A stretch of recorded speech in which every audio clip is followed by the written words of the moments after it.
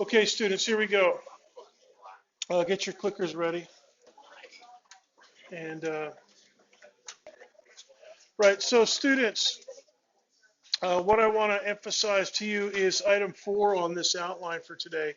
And that's actually our discharge item. Homework is going to be due Monday morning at 9:30, not at midnight, right? Like the previous couple homeworks.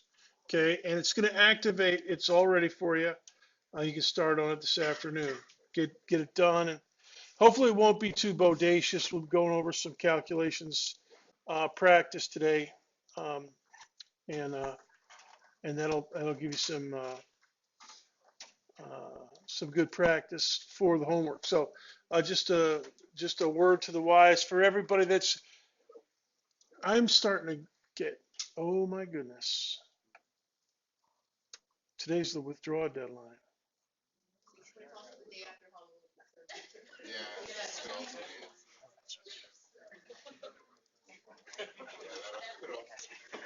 The day after Halloween.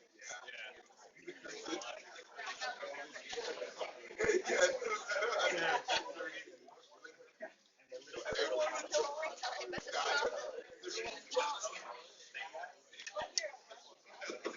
All right. Anyways, nothing to do about that. I'm glad that you guys are here. Let's just review, before we get to the clicking questions, let's review a few things that we talked about last time. One of the things that we worked out was the constants mu naught and epsilon naught and how they were related to the speed of light, actually c squared. And we calculated this from some digits of mu naught and epsilon naught, and we got a pretty good. Now, this is the official setting for the speed of light, to 9 digits. And we now derive the meter from this constant. This is defined. It defines the meter. And we use the spectrum of, I can't remember what it is, spectrum of iridium or something like that. It's one of the wavelengths of one of the heavier metals. It's extremely well studied, and it's good. And they've defined the wavelengths. You know, they've defined the meter in terms of wavelengths of that frequency, that spectral line. So, and they could do that very, very accurately. Another thing that we talked about last time was this this idea that Maxwell's equations. Here's a couple of them in.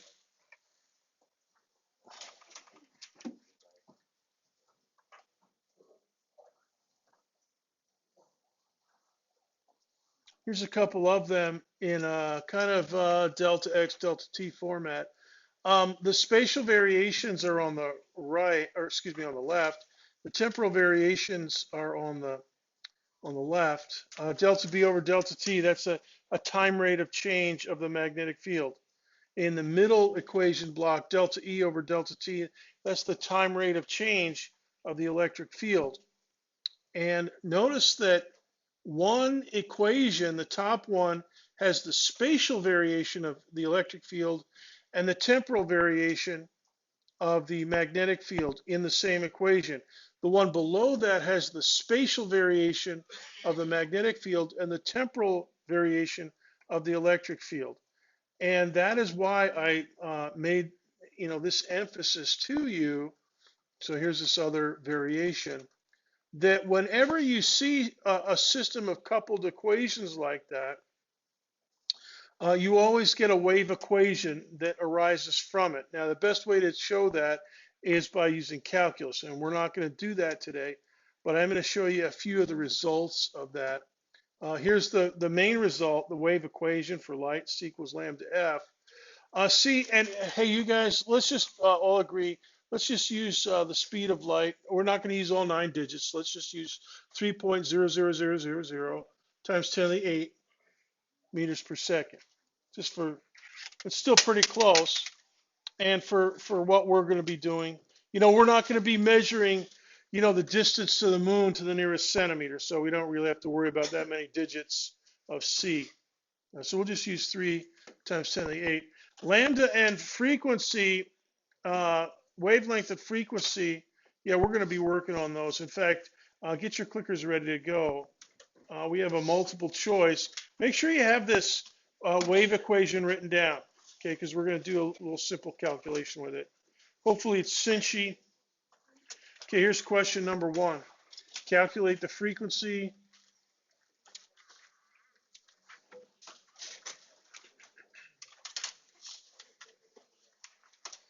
And you have 5 options, A, B, C, D, and E.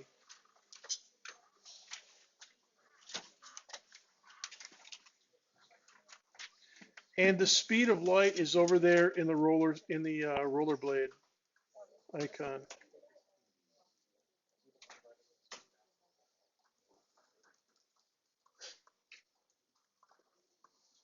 Kristen, do you have your clicker today?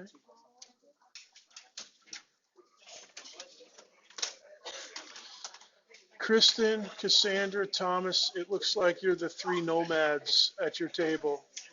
You'll have to band together for physics destiny today. Can you guys make it count?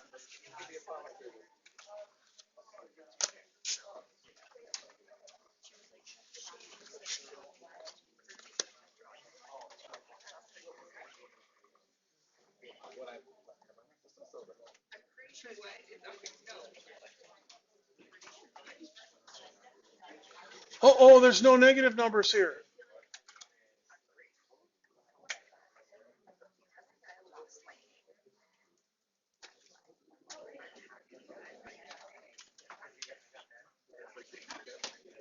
Anupa. But no, I'm glad the whole table's there now, pretty much. I came in and I was wondering where everybody was. Okay. 10 seconds to vote. 10, 9, 8, 7, 6, 5, 4, 3, 2, 1, 0. Okay, very nice. 94% of you got the right answer. Let's double check it. Go ahead and write down some notes. The wave equation is C equals lambda F. Now to get the frequency, you just multiply, cross multiply. So lambda goes in the downstairs and C on top. And then you just calculate that quotient. So let me get rid of the rollerblade. So when you plug in your numbers, you have 3.00 times 10 to the 8 meters per second on top for C, and the given wavelength, 2.00 meters. So 2.00 meters is about the length of this table up here in front. Okay. All right, so full wavelength, let's figure out the frequency of it. And if you do that, it comes out to 1.58. Now, I want you to make note of that last equation block. F equals 1.50 times 10 to the 8 per second. Okay, meters cancel in the middle equation block. All right, and your answer comes out in per second. Now, the fancy, you sometimes see that. The fancy term for a per second is hertz, and it means waves per second. So 1.5, so that's 150 million waves per second blazing through this 2-meter zap, this zone here, all right, or past any point on this 2-meter zone here, all right. Now, you're going to have some calculations to do tonight in homework, and you'll have some simple ones that are multiple choice, and you'll have some deluxe ones where you have to type in the number, okay? And it's not going to be too grievous, but all right. Another question I want to review with you is this one, number 2. Which wavelength?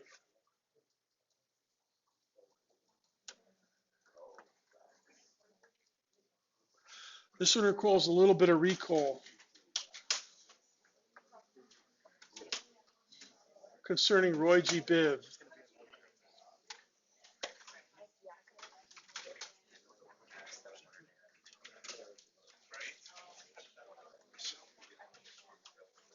Ah, what's your name again? Will Dolan. Here comes Melanie. See, Melanie, you turncoat. First you switch over to them, then you switch back over to these guys. No nuggets for you. Benjamin, no nuggets for this table. He got chicken minis or something. All right, 5 seconds to vote. 5 seconds to vote. 5 seconds to vote. All right. 5, 4, 3, 2, 1. Everybody voted. Let's see what you guys got here. Oh my goodness. Yeah, so here's last time I gave you this admonition. Just go into Google or any other, DuckDuckGo, which is what I use since I oppose the man at Google. And just type in electromagnetic spectrum and then click images, and you'll see buku images out the way. And they're all different. They're all the same, but they're all different. There's variations. So here's one. And if you look at the Roy G. Biv that's split out and enlarged, you'll see 500 nanometers. It's kind of bluish greenish color.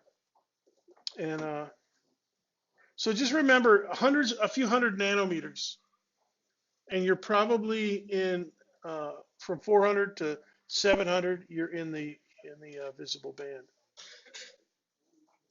All right. So E is the correct answer, and 94% of you got that one correct. So that's good. All right.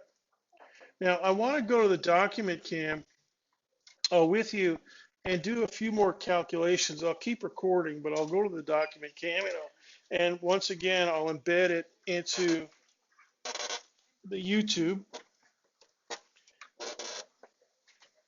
And not yet. Let me get set up here. Okay, go ahead.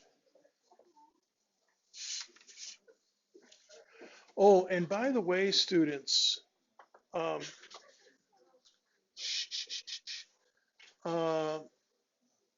I think that I'm going to dismiss you guys a little bit early today because I want to.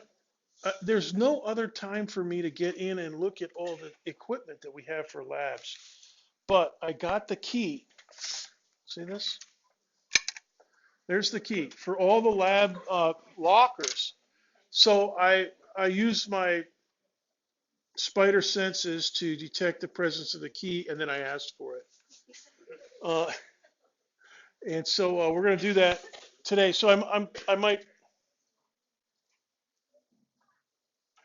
Brad Dishman, you're giving me that eye over there. Like you don't want me to dismiss early? Is that you're against dismissing early?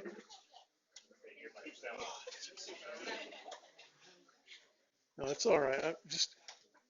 Everything's good. I'm just checking, just goofing around a little bit. All right, so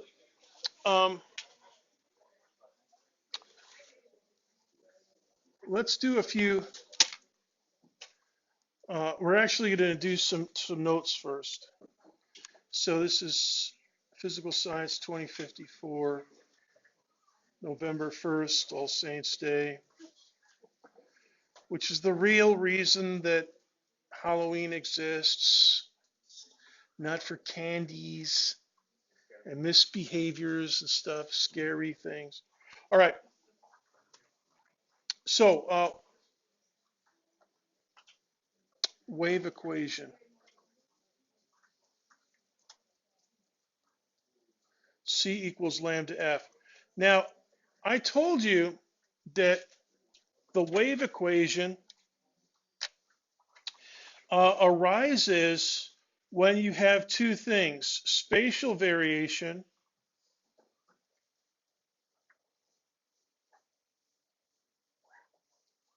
and temporal variation.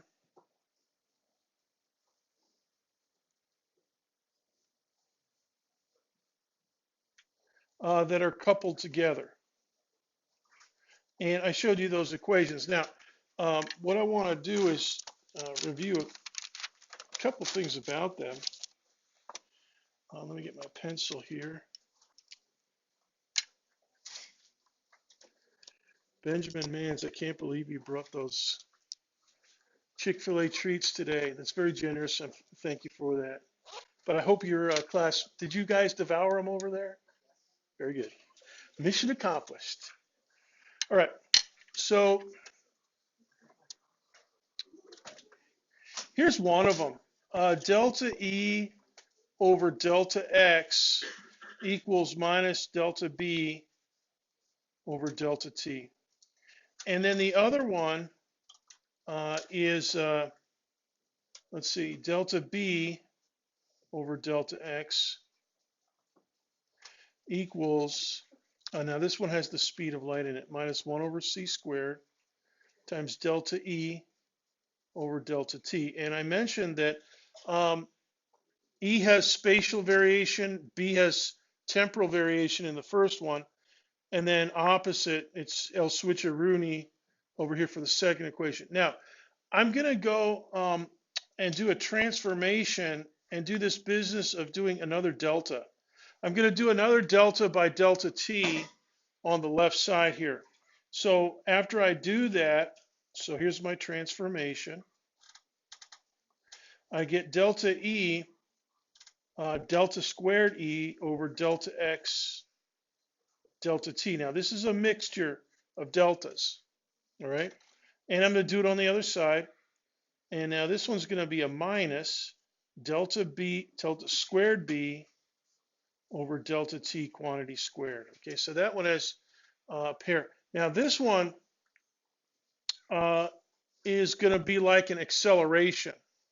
This one's a mixture of speed and slope. Something over delta X is like a slope. Something over delta T is like a speed. Something over delta T quantity squared is more like an acceleration. All right, now over here, for this one, I'm going to do delta over delta X. I'm going to take another delta, but it's going to be a delta X spatial variation. All right, so now I get delta squared B over delta X squared equals minus 1 over C squared. Now over here I have another delta E mixture, delta T, delta X. Okay, so this is your mixture. Okay, and this is your mixture. But notice that I have the same mixture here in the first equation and over here in the second equation. All right, so that means that these two things can be equated if I put in a negative 1 over c squared. So I'm going to do that. Let's see here. So delta E squared over delta xt. All right, so now I'm going to go and leave this equals minus 1 over c squared times, now I'm going to put in this junk over here. Okay, and so that's minus delta squared B over delta T squared. Okay, so you can combine the two.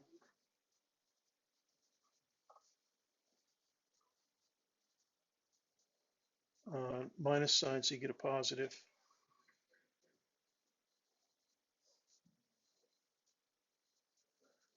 Okay, and this, my wonderful students, is what we call a wave equation in B.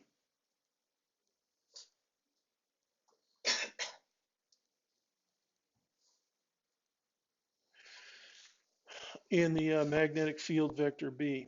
Okay, and what we've done is just we've just done the magnitude. You can do it in all 3 dimensions, actually in all 4 dimensions. And notice that this is spatial, still spatial, temperate, and temporal. You get a similar one using similar methods for the E wave equation. And what that tells you is that when you have a quantity B, in this case, and the second spatial steepness. So this is like the steepness of this. You know what this is? This is how quickly the steepness increases. So over here, you know, delta B over delta X would be the steepness of B. You know what the slope is spatially. This is how the slope itself changes. Okay, that's like a spatial acceleration. Now this one is definitely like what we normally consider an acceleration. You know, just think about G. What are the units of G? Meters per second squared. Okay, so here's per second squared down here. Now these are not accelerations, but they're reminiscent of that. Okay, and for that reason, you can say that E has to be a function of time and position X. All right, and there's all kinds of formats for that, but I'm going to write down a fairly cinchy one. Magnitude E0 times the sine. Now I'm going to put in a big parentheses. Okay, Kx minus omega t. Now that's the shorthand way of writing frequency and wavelength into one set of lowercase letters. K is the wave number.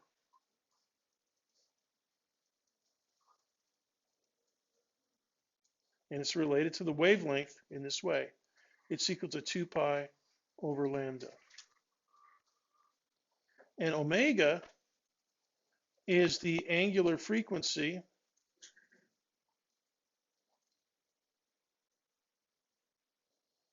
And even though we don't think of these things as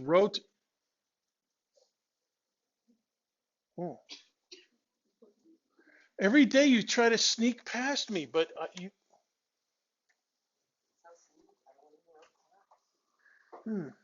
come on time and you won't.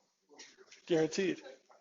Anyways, so angular frequency is 2 pi times the frequency. Now let's take a look at that. All right, and we'll just work out a few of the simple. You know, when you have and this is in radians, 2 pi's, and we consider it to be radians. You know, 360 degrees is the same as 2 pi radians. Now, this means that you've got what we call a sinusoidal time dependence. The other way to write it is similar. E0 times the cosine of Kx minus omega t. Right? And similar, same definitions for K and omega. All right. And K is related to the momentum, and omega is related to the energy.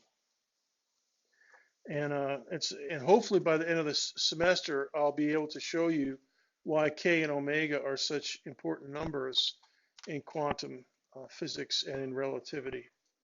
We have a good shot at getting to that point. Okay, let's say that X equals 0.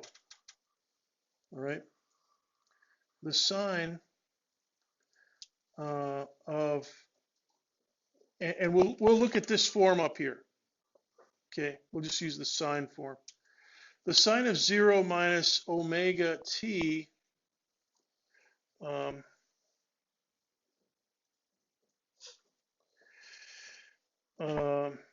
so this is looking at the wave as it passes past this point. So this is observation at this point in space. Okay, so here's your temporal variation. It's basically sine times minus omega t. Okay, if t is equal to 0, then you have sine of 0. The sine of 0 is 0. All right. If this should be if t equals 0. T equals 0. If t equals 1 over f, which is the period. I should write that down over here too. This is kind of the frequency is equal to 1 over the period. You know, the temporal period for the wave. It kind of gets forgotten sometimes. Okay, so if the time on your clock is the period, then again you have sine of minus, let's see, omega is 2 pi f. So if the time is 1 over f, then you have the sine of, and it's a minus sign, so it's sine of minus 2 pi. Now, what's the sine of minus 2 pi? What is it? Sine of minus 2 pi.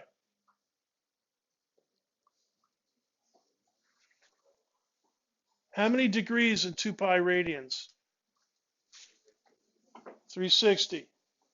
If you go minus 2 pi radians, that's going clockwise around the circle. So if you go minus 2 pi radians, how many degrees have you gone? You've gone 360, you're back at 0. So this is equal to 0. All right? That means one wave has passed. All right? In that time period.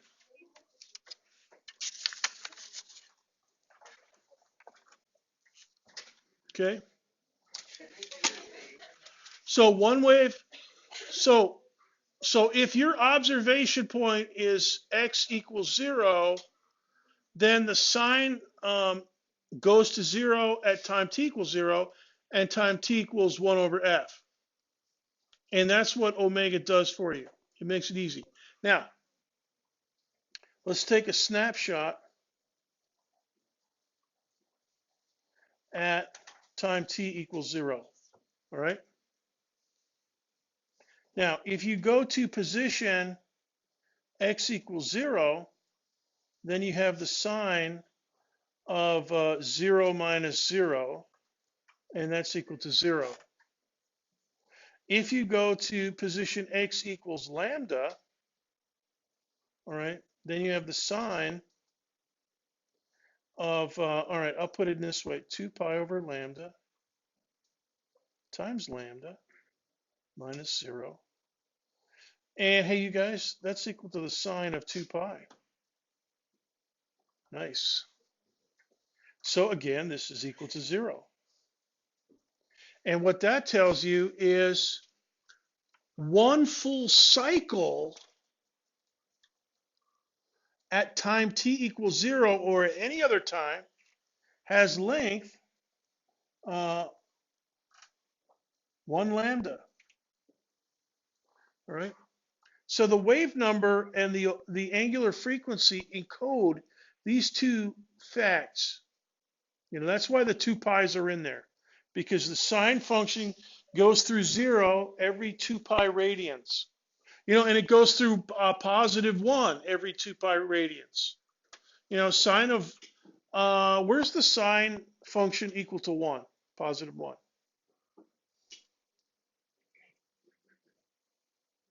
Where's the sine function equal to You guys are rusty on your sines and cosines. You better get sine equal to 1. Is that what? Just use your calculator. Angle or pi over 2. That's right. 90 degrees. All right. So it goes through, you know, so every time pi over 2 and then 5 pi over 2 and then 7 pi over 2, 9 pi, you keep hitting 1. So the sine function gives us that sinusoidal shape that we saw in the diagrams. It just kind of keeps going out. And I'm going to put a little velocity arrow here for the speed of light. Now, I'll show you on the next page. So that's page 1. Something called the phase. All right. In this form here, E of t and x, we have E0 and then the dependence kx minus omega t.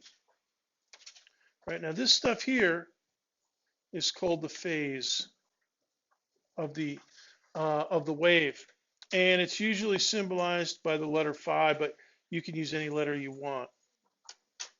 All right, and phi goes like this: 0, pi over 2, pi, 3 pi over 2, and everywhere else, and then it repeats. All right. So phi is equal to 0 at kx minus omega t equal to 0. So that means that wherever kx is equal to omega t,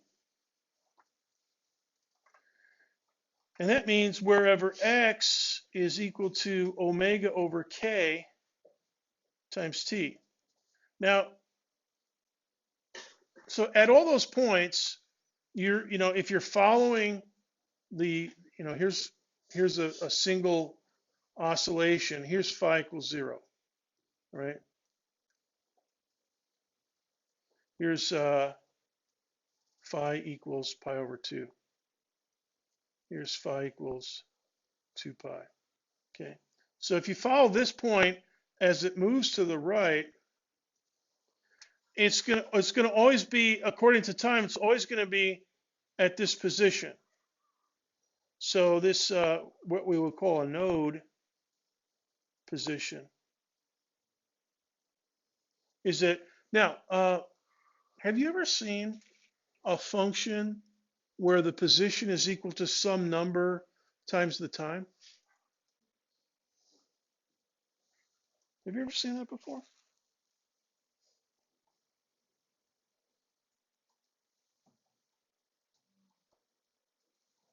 Where have you ever seen that before?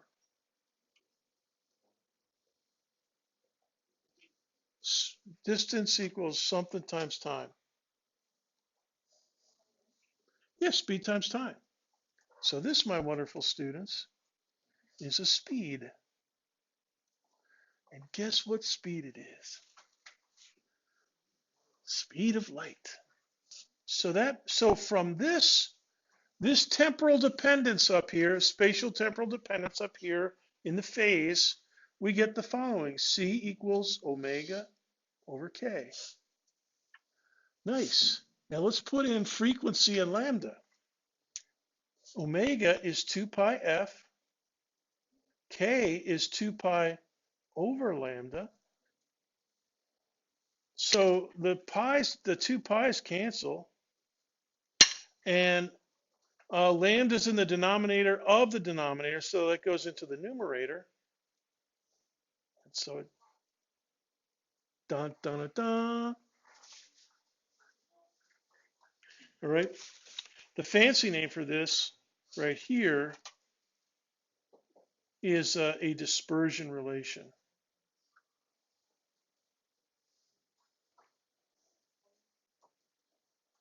Okay, now I want to do a little calculation.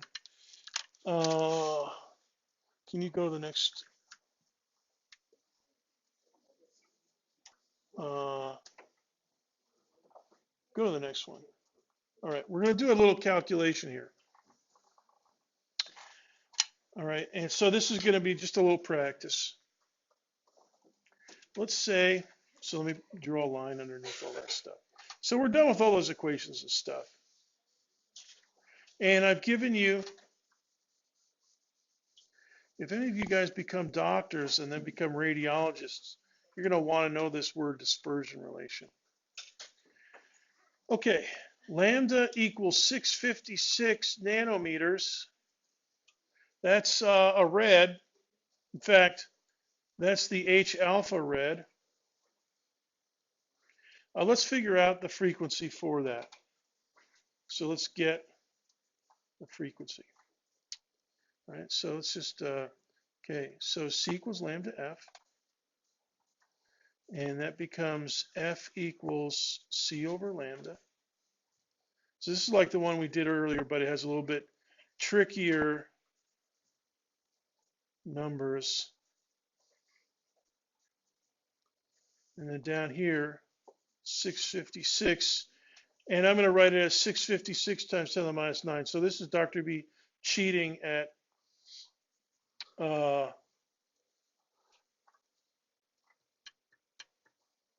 William, I'm cheating at scientific notation whenever I do this. But the numbers do the talking. So, all right, so I've got F equals 3.00 divided by 656 times 10 to the 17. All right, and that's per second because the meters cancel. All right, so this is going to be hertz. And it's a huge number of hertz in the visible band. So now you go to your calculator. Oh, it's in my pocket. All right. So now so this is how you do it if you're doing it out longhand. But now if you're on your calculator, let's see if I can do this so you can see it. Okay, 3 enter exponent ocho divided by 656 enter exponent minus 9. And you get 457, 4.57 times 10 to the 14 hertz.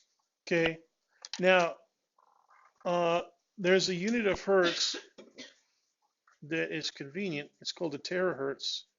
So I'm going to move my decimal point 2 places to the right, and then write this as 10 to the 12 hertz.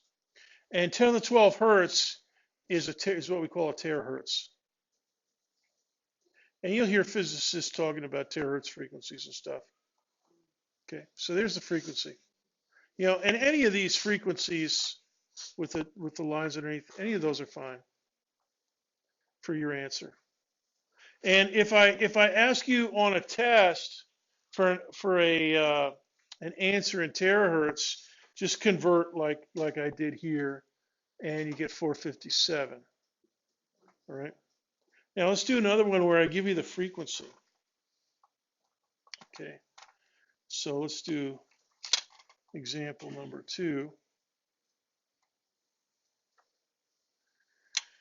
All right. So let's say that F is equal to 2.00 gigs, 2.00 gigahertz. So that's a typical, that's used in LTE cell phone technology, and supposedly, and 5G is going to use some in that range. And I think European cell phones operate around 2 gigs for a lot of their stuff. I believe it's considered a microwave actually. All right, so this one, C equals lambda F. We use this version, lambda equals C over F. All right, so 3.00 times 10 to the 8 meters per second divided by, okay, this is a cinchy one, 2.00 gigs. Now that's 10 to the 9 hertzes. All right. And so this one's a little cinchier. So this is 1.50 times 10 to the minus 1 meters, because hertzes cancel out per seconds in the numerator. Okay, so that's lambda equals 0.15 meters. That's the same as 15 centimeters. And that's typical for a cell phone. And the reason that these wavelengths are important for communication devices is that you have to make your antenna some simple fraction or a multiple of your wavelength. And you can't, now 15 centimeters, that's about 6 inches. And actually 6 inches is about the length of an iPhone. All right. But I don't think, they have smaller phones. And if they have smaller phones, they have to fold the antenna and stuff like that, or use some other antenna technology. But this is basically it. So this gives you a flavor of about how big your antennas have got to be. If you want efficient antennas, that is. If you want stinky antennas, then you can use whatever you want. And that's why you see for radio frequency, you're going to have a FM radio frequency, and that's in about 100 megahertz, and that's going to be much larger lambdas, which you're going to find out in the homework. So I'll let you discover that when you get to it. All right, let me pause for questions about anything that we have done so far before we continue.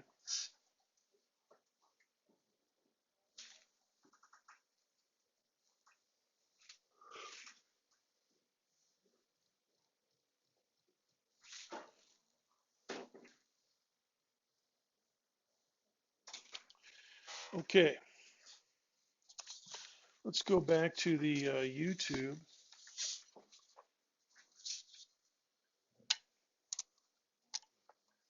And can you swap me over to the laptop, please? Can you put this papyrus back over in the pile? And let's get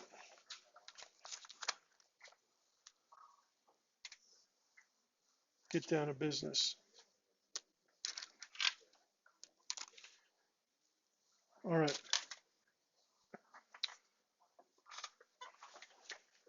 What we've done is calculate wavelengths and stuff. There's some interesting calculations in the textbook about energy intensity of the electromagnetic field. So let's talk about that. In chapter 24, I think it's the last section. You'll see that. Matter of fact, can you bring up the textbook, please? 24. Okay. Energy and electromagnetic waves. Go ahead and fold. All right, go ahead and switch over. All right, now here's chapter 24.4, and what I want to show you is I've annotated. Now here's the key concept. The wave's energy is proportional to its amplitude squared. We're going to look at that in the notes here in a second. They got a bunch of formulas down here, and then they've got a calculation here of the microwave intensities and fields for a microwave oven. All right, now that's a good calculation to make. All right, and they got a bunch of other ones down here. I think I highlighted, no, I didn't. I'll try to highlight a few of these problems down here because these are going to be pretty important. This is like, this chapter 24 is like the summit for us of all that came before it. When we started in chapter 18, we started on a trail up a mountain. This is pretty much the top of the mountain when we're talking about light. All right, so these equations or these questions here are going to be important for us. Can you swap me back over to the laptop. All right, so let's talk about energy in the field in detail. Okay, as mentioned, it's proportional to the square of the fields B and E. And as I have mentioned in the past, that is reminiscent of other conventional energy systems, specifically the harmonic oscillator, which has the potential energy and the kinetic energy encoded in terms of the squares of oscillator, uh, the oscillator coordinate x and the time rate of change of the oscillator coordinate v, i.e. delta x over delta t.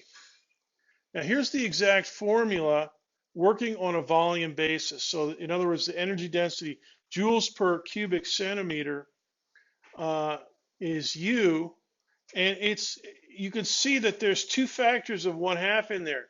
Nice. And there's an epsilon naught, and there's a mu naught in there. And I mentioned last time, so that looks a little bit like an oscillator equation for energy that we had in Physics 2053. Now, I mentioned that because those factors of 1/2 are ubiquitous, and they're also serendipitous in this case. I don't think anybody was looking for that when they figured out how to use epsilon naught and mu naught and stuff like that. But this is the case. The energy density is proportional to the square of each. So it's kind of symmetric in B. Now you see the epsilon naught and the mu naught, and that means you've got a factor of C floating around in there. In other words, you can change both of those and get factors of C in your equation if you like, right? But this one, the one I chose to use with you is the one that has epsilon naught and mu naught in it, right? And my wonderful students, this energy density and the oscillation, this is how momentum and energy are actually transported across space-time. Now, we did that simulation last time on the computer, and it showed you how the waves generated at the antenna by me caused that electron in the receiver to jiggle. So it's transported energy and momentum to the receiver. That is what I mean. All right. And light is one of the few forces of, or I should say, the electromagnetic interaction is one of the two forces of nature that can do this to infinite distances. So a photon of light moves at the speed of light, and it's formally speaking a long range force, or I should say an infinite range force. Now the nuclear forces are not, or the strong nuclear force is not. It's a short range force. But the weak nuclear force, we now know, is unified with the electromagnetic theory. And so the actual three forces of nature that are unified are electricity, magnetism, and the weak nuclear force. So we call it, the full theory is called Electroweak Theory. And it's pretty cool. And it's beyond the scope of this or pretty much any undergraduate physics class. But it's one of the most interesting things that you can learn about physics. So you go across space-time, but you're not on some kind of a, like waves in the ocean, they transmit energy. If you have a storm off the coast of West Africa, those waves come all the way across to Florida, all right? So those waves are transporting energy and momentum to Florida, even though the storm is still over there in West Africa, the East Atlantic, all right? And the water's not moving. What's moving is the momentum and energy caused by that storm. And it's the same for any storm. We had a couple storms this year that were, basically pounding the surf here on the east coast of Florida with some ginormous waves. And they were way out there, some of them, but they were still giving us a lot of surf. But light is not traveling on some material medium the way surf waves are. Those are waves in a material medium. Light is not. Light fills all of space. You know, so if you turn on a light, we think the size of the universe is about 14 billion light years, so far as we know. So if you turn on a light here in Florida, 14 billion years from now, all the radiation from that will have covered, you know, the entire, will have distributed itself, except the universe is still expanding, so it'll be a little bit longer than that. But eventually it will do that. So here's the equation again. All right. Now, something that's interesting also about this. Remember that I said that E and B are perpendicular. Does that remind you of anything else?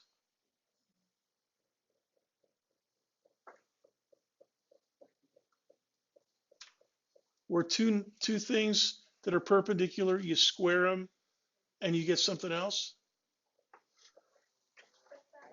The Python. Oh, there's another one. One of my corny jokes. The Pythagorean theorem. Yeah, the Pythagorean theorem.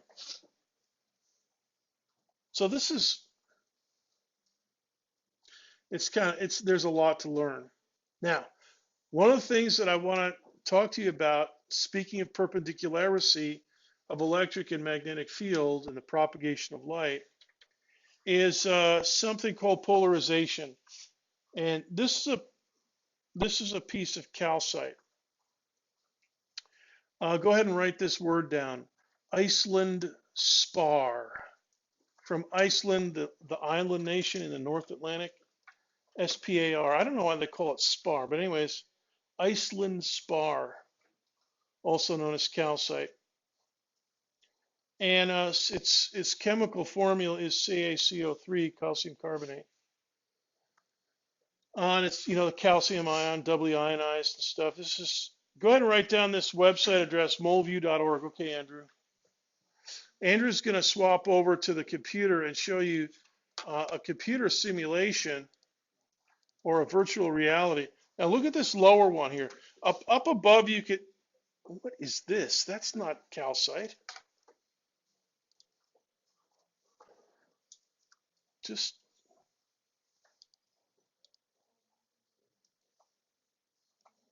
no, just, let's get rid of, can you get rid of that upper thing there? I don't know, what's that? Why has that got nitrogen in it? Go ahead. Okay. That shouldn't have nitrogen in it. See if you can get this lower screen. Yeah, just push the window all the way up so you can't see the top stuff.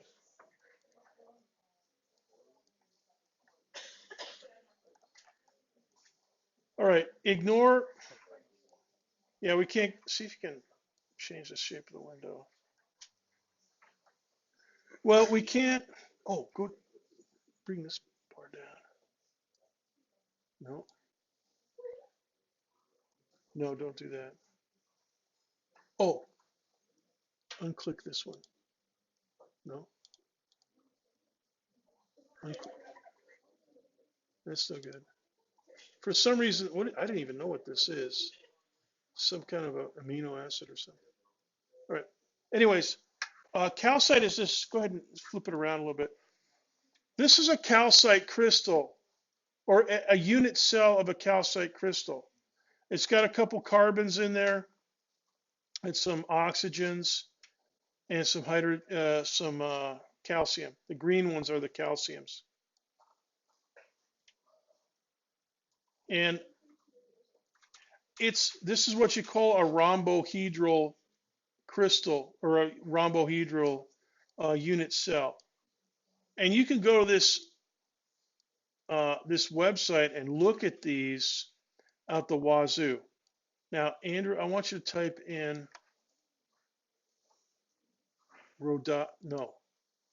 type in retinal, R-E-T-I-N-A-L. Now, here's one of my favorite molecules, retinal. All right, now that's a good picture. And this is the retinal. This is the molecule that in your eye triggers the optic nerve. That little red atom out there at the end, that baby toggles up and down. It bends and unbends. Go up to the retinal list again. Let's get all trans. Okay, let's get cis. So this is the all trans version that we got here. Now the cis version is, try this one. Now notice how, okay, notice how this one is definitely a different shape. Okay, it's an isomer. It's the same thing, but it's shaped differently. All right, and that, what triggers that is photons of light. All right, let's go back to calcite.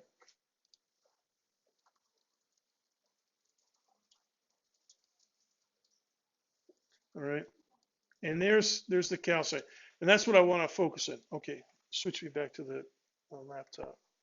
All right, so I highly recommend that you go to moldview.org and look at, read up on the different, any molecule. If you're in any kind of biology class, there's all kinds of biologic, there's all kinds of amino acids in there, in addition to retinal. Okay, one of the properties of calcite is birefringence.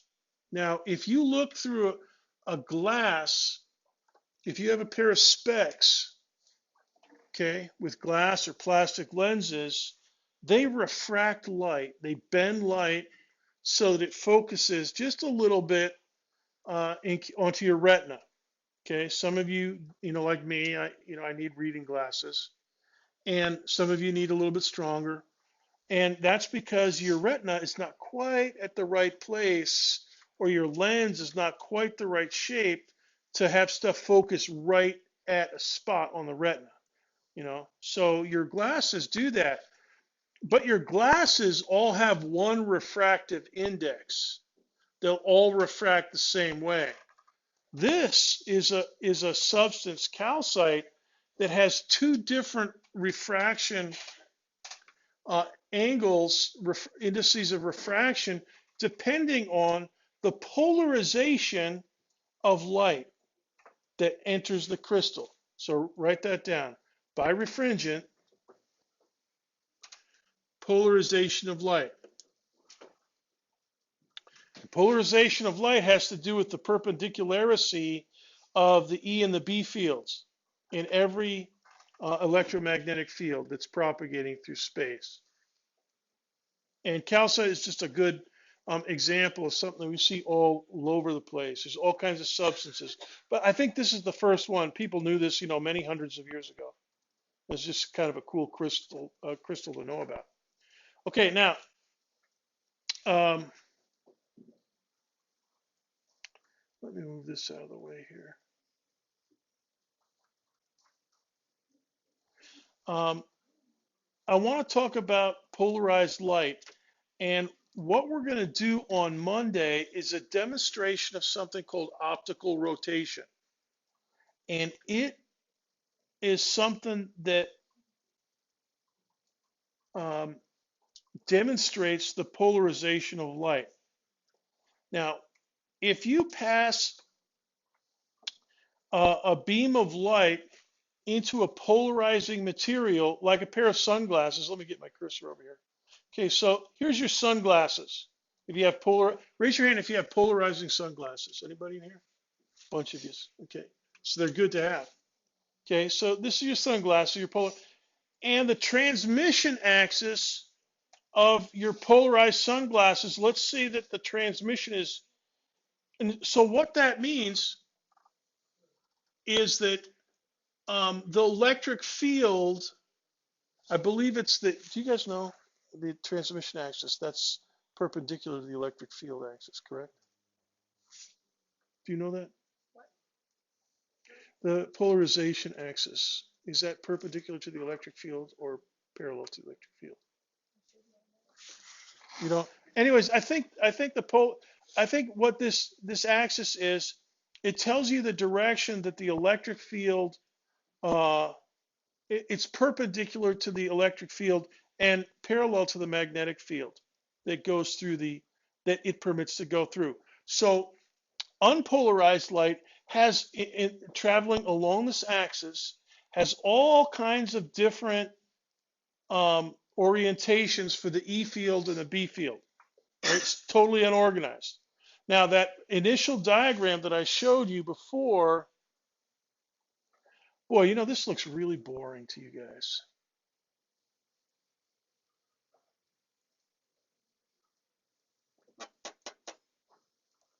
I see a lot of people just kind of staring at their phones. Well,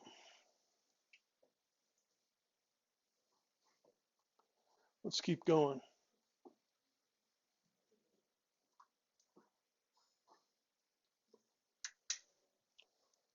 Being a teacher is humbling sometimes.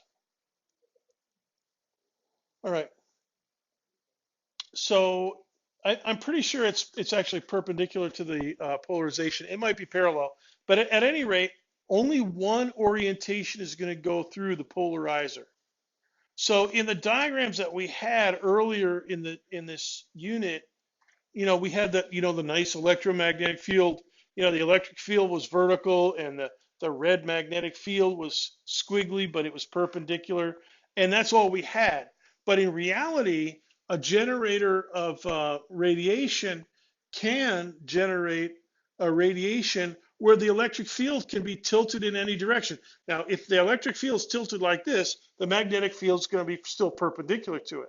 But you can have any orientation of the electric field vector. And that's represented by this first diagram, okay, unpolarized light. You go through the polarizer, and only this flavor of light comes out. Now, each of these incoming, now look at this one here at 45 degrees. Okay, see that red double-ended arrow? Okay, at 45 degrees. Now, that has a component of the electric field parallel to the axis. So 70% of that will get through, right? This one down here, zip zap of that will come through. And when you do all the trig and the calculus, you get a factor of 1/2. So the intensity is down by 1/2, right? Now that's polarization, right? Now rotation, optical rotation, let's get this, there we go. So B is polarized to 90 degrees away. So B would be over here in the polarized light, B would be perpendicular to that, right? Now, Pasteur, Louis Pasteur, do you know he's famous for biology and medicine, right? The pasteurization, the rabies vaccine. Did you know what he got his doctorate in France? Physics. You know what he was studying? Crystals. He was studying this. Tartaric acid, that's an acid that forms crystals in wine. And he was able to protect the French wine industry by studying that. And he was able to detect it by polarized light. Incoming light, polarized vertically, would pass through his sample. And what happened was it came out polarized a few degrees out of vertical. So what Pasteur found was, all right, he started with this stuff over here. He sent in some light, polarized it, and here's the polarized light coming out. And then he sent that into a unit of tartar, or of wine, I think, a dilute solution of wine. And what happened was it polarized a few degrees out of vertical. It didn't stay at this direction, all right? Now what that means is the electric field got rotated a few degrees. And he found that and we have since found many compounds do this. You'll send in a nice straight up and down, straight as an arrow, polarized beam of light, and then it'll pass through the substance, and all of a sudden, whoa, it's tilted a little bit to the left or to the right. And that's called optical rotation. And so that's what Pasteur was studying, among other things. I mean, that was one of the first things that he studied. You ought to read a biography of him. Now, one of the things that they used to now he didn't. I don't know. I guess they probably had a very good idea of molecules, but not the fact that they are made of atoms in the way that we now know. But what we've used is this idea of optical rotation now to classify something called chirality, the chirality of a molecule. And here's the interesting thing. Okay, there's an amino acid. Anybody recognize that? That's glycine.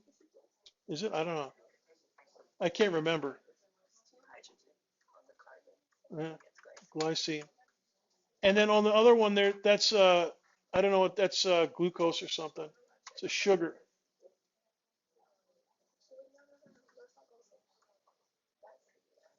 So does anybody recognize that sugar? Lysine. The amino acid is lysine. Okay. Yeah. All right. So, anyways, one's an amino acid. It's got nitrogens in it. The other one's is a sugar. It's got it's a carbohydrate, carbons, hydrogens, and oxygens. That. Here's the interesting thing. We have found that optical rotation of solutions with these molecules in it will reveal the fact, or does reflect the fact, that each of these molecules have a handedness, a chirality. And go ahead and write this word down. Chirality.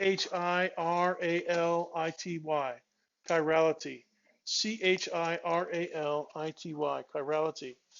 Amino acids and sugars each have chirality.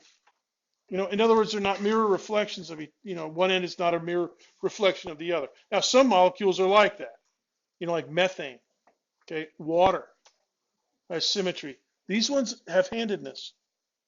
Now, here's the interesting thing, and I'll leave those of you that are biology and biomed types to ponder this.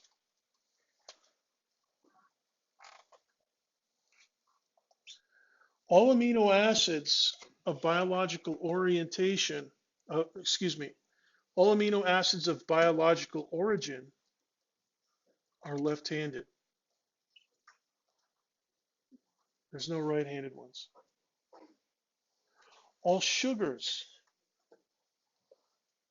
I mean, we can make a sugar. We can make an amino acid, But of biological origin, or sugars, they're all right-handed. We don't know the reason for that. Neither do the Russians. Nobody knows. Well, I mean, the Russians know. What America doesn't know, the Russians know, and vice versa. We both know a lot in terms of biology and physics. We can even see these molecules. You know that we've detected amino acids in asteroids and comets and stuff? It's unbelievable. Left-handed amino acids. Now we can synthesize right-handed amino acids. Do you know why they call it L-lysine? Left-handed. The L. Any chemical that has an L in front of it, and an R dextrose. I don't think they do it much with sugars, but with aminos they do. It's left-handed. That means it does optical rotation to the left, and it has left-handed chirality. And sugars are right-handed. And the fact is that there's no reason for it. The chemical properties are the same, left-handed and right-handed.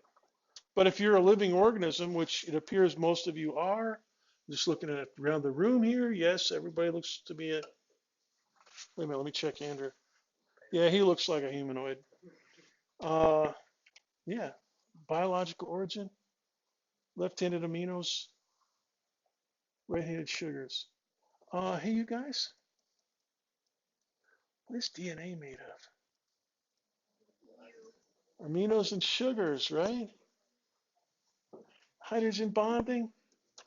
I tell you what, there's a lot to learn. All right, I'm going to dismiss you half an hour early. Homework activates, homework number 4, I think it is, at 11:20 this morning, due at 9:30 a.m. Do not slack. All right, I'll see you guys on Monday.